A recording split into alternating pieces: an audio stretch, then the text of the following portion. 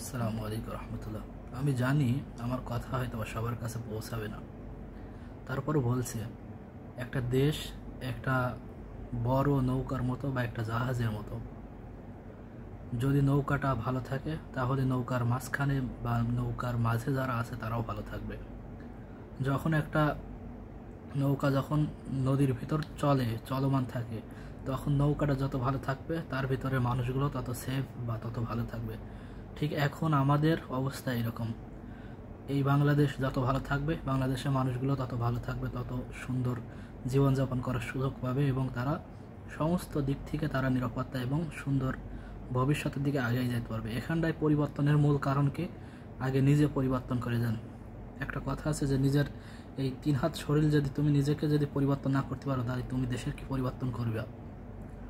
আগে নিজের মস্তিষ্ক পরিবর্তন করুন, তাহলে দেশটা এমনিতেই পরিবর্তন হয়ে যাবে ইনশাআল্লাহ।